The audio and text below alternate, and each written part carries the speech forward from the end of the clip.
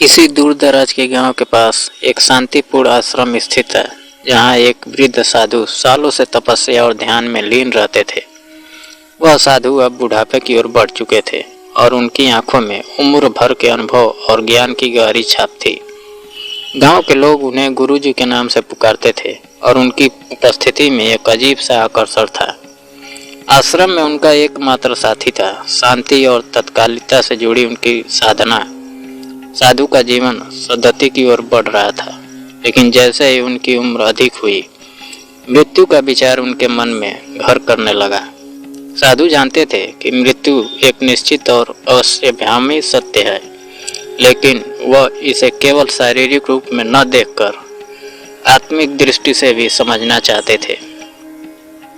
जीवन और मृत्यु के बीच का यह संवेदनशील तार उनके लिए एक गूढ़ रहस्य था, जिससे वह हल करना चाहते थे। एक दिन आश्रम में बैठे हुए साधु ने अपनी आंखें बंद की और ध्यान मग्न में हो गए। उन्होंने सोचा, मृत्यु के समीप आते हुए मुझे वह अनुभव प्राप्त करना है जो मुझे परम सत्य की ओर मार्गदर्शन करे। साधु जानते थे कि मृत्यु एक यात्रा है, लेकिन वह इस यात्रा को बिना किसी डर या चिंता के एक आत्मिक अनुभव के रूप में अपनाना चाहते थे। एक समय आया जब आश्रम में साधु के स्वास्थ्य में गिरावट आने लगी।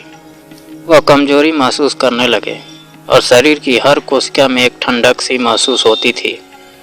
उनके शरीर का वजन घटने लगा और उनका चेहरा झुर्रियों से ढकने लगा, लेकिन यह सभी शारीरिक परिवर्तन उन्हें विचलित नहीं करते थे। उनका मन सच्चाई की ओर बढ़ रहा था और वह समझने लगे थे कि मृत्यु केवल शरीर की समाप्ति नहीं है, बल्कि एक नई शुरुआत है। आश्रम में कई शिष्य थे जो साधु से मार्गदर्शन प्राप्त करने आते थे। एक दिन एक युवा शिष्य से साधु से पूछा, गुरुजी, क्या आप हमें बता सकते हैं कि मृत्यु के बाद क्या होता है? साधु मुस्कुराए और बोले, मृत्यु केवल शरीर की यात्रा की समाप्ति है, लेकिन आत्मा कभी नहीं मरती। आत्मा अविनाशी है। उन्होंने शिष्य को बताया, जब हम मृत्यु के बारे में सोचते हैं तो हम शरीर के बारे में सोचते हैं, लेकिन हमें समझना चाहिए कि शरीर केवल एक अस्थायी आवास है। आत्मा का असली स्वरूप अनंत है। साधु ने शिष्य से पूछा, क्या तुमने कभी ध्यान किया है? क्या तुमने कभी आत्मा की उपस्थिति को महसूस किया है? शिष्य थोड़ी देर चुप रहा और फिर उसने कहा, नहीं गुरुजी, मुझे ऐसा कुछ अनुभव नहीं हुआ। साधु ने फिर कहा, तो फिर तुम क्यों डरते हो? तुम शरीर के साथ जुड़कर अपने असली स्वरूप को नहीं देख पा रहे हो। मृत्यु तुम्हारा पीछा नहीं कर रही है, बल्कि यह तुम्हारी आत्मा का एक नया रूप धारण करने का अवसर है। शिष्य को साधु के शब्दों का गहरा असर हुआ और वह शांति से बैठ गया। समय बीतता गया और साधु की स्थिति और भी नाजुक हो गई। एक दिन उन्होंने अपने शिष्यों को एकत्रित किया और उनसे कहा, अब मेरा समय आ गया है। मैं बहुत दूर चला जाऊंगा, लेकिन तुम्हें चिंता करने की जरूरत नहीं है। मृत्यु एक यात्रा है और मुझे इसे अपनाने का समय आ गया है। अब तुमसे विदा लेता हूँ, लेकिन मेरी बातें तुम्हारे भीतर हमेशा जीवित रहेगी। साधु ने एक अंतिम ध्यान लगाया और अपनी आंखें बंद कर ली। वह अपने शरीर को छोड़कर आत्मा के रूप में यात्रा करने लगे। आश्रम में सभी लोग स्तब्ध रह गए। उन्होंने समझा कि यह साधु का अंतिम संस्कार नहीं था, बल्कि यह एक नई शुरुआत थी।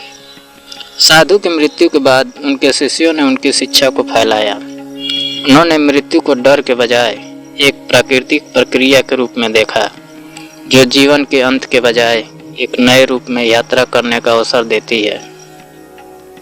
साधु का जीवन, उनकी साधना और उनके अंतिम समय के अनुभव ने यह सिद्ध कर दिया कि मृत्यु वास्तव में एक भ्रम है। जो जीवित है वह मरता नहीं, केवल उसका रूप बदलता है।